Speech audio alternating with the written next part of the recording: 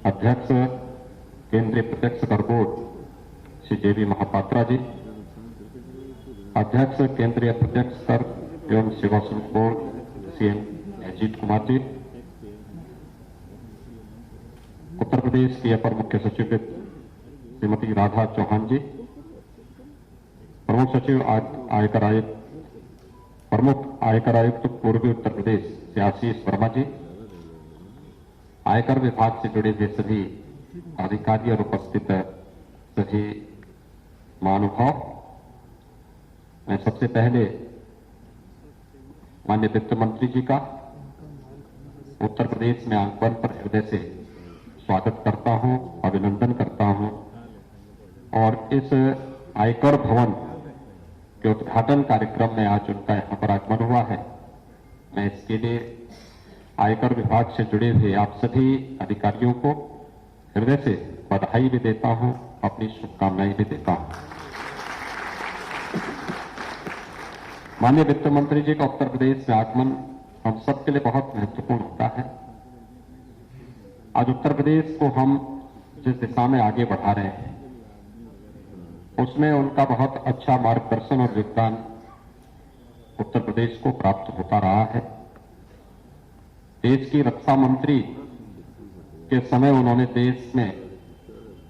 जब union budget में 2 defence corridor स्वीकृत हुए थे तो उत्तर प्रदेश को एक डिफेंस कॉरिडोर दिया था। आज इस डिफेंस कॉरिडोर में लगभग 50,000 करोड़ रुपए के निवेश के प्रस्ताव हमें प्राप्त हुए हैं और उसे हम तेजी के साथ प्रदेश के अंदर अब क्रियान्वित कर रहे हैं, जिनमें से अलीगढ़ नोड में लगभग 12,000 करोड़ रुपए के प्रस्तावों का शुभारंभ प्रधानमंत्री जी ने अभी हाल ही में सितंबर माह में किया है और 19 नवंबर को झांसी में जो दूसरा नोड है डिफेंस कॉरिडोर का,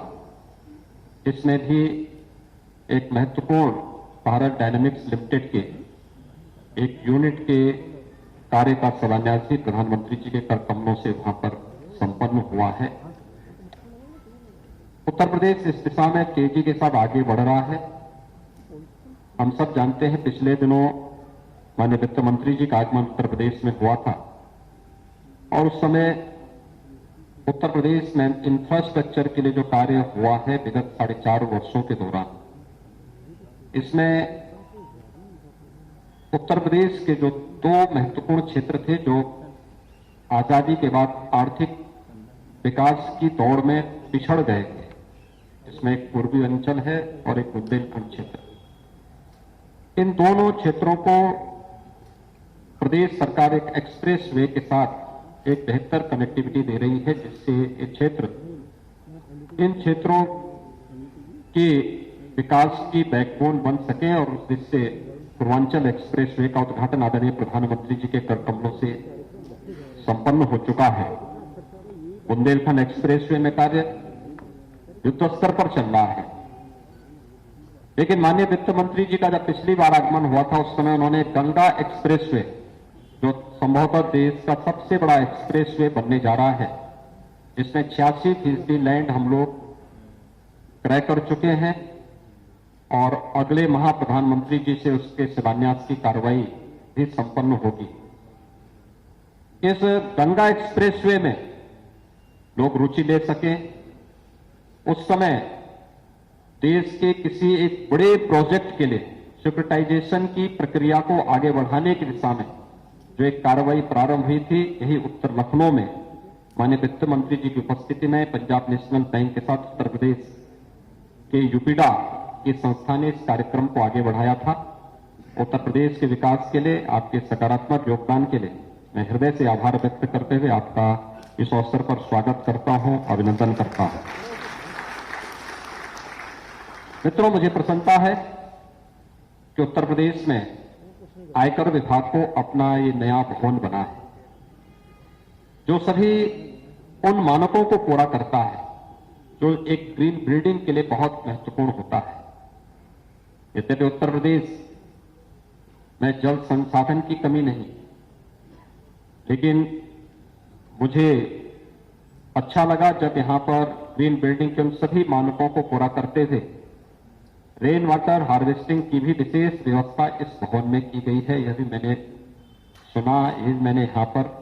प्रत्यक्ष अनुभव किया है। भवन का जो आर्किटेक्ट होता है उस भवन की आत्मा होती है और वह वहां पर कार्य का एक सकारात्मक माहौल भी देता है। मैंने पिछले 4.5 वर्षों के अंदर उत्तर प्रदेश के अंदर बहुत चीजें देखी हैं, अनुभव की है और उस बात को मैं कह सकता हूं कि इस वास्तु का तो प्रभाव पड़ेगा ही, लेकिन जिस प्रकार का एक सकारात्मक माहौल हम अपने आसपास के वातावरण में देंगे उसका भी बेहतर लाभ हम लोगों को अपने दैनिक कार्यों के प्रति प्राप्त होता है। आप आयकर विभाग से जुड़े हैं और मुझे लगता है कि उत्तर प्रदेश में यानी देश के अंदर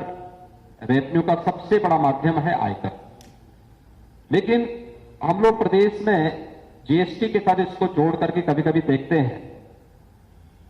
उत्तर प्रदेश ने विगत 4-4.5 वर्ष के अंदर कोरोना कालखंड को भी हम उसको जोड़ लें तो अपने रेवेन्यू को लगभग दुगने से अधिक किया है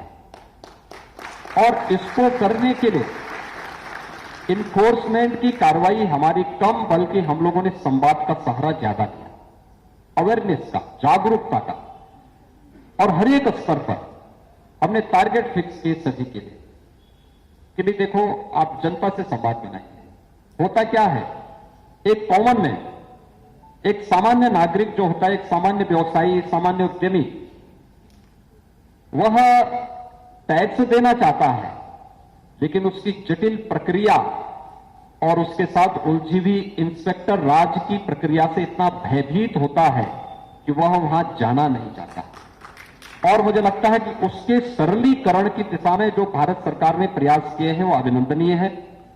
लेकिन इस संवाद की प्रक्रिया को और बेहतर अगर हम बना लें, लोगों में अधिक से अधिक अवेयरनेस की स्थिति पैदा करना,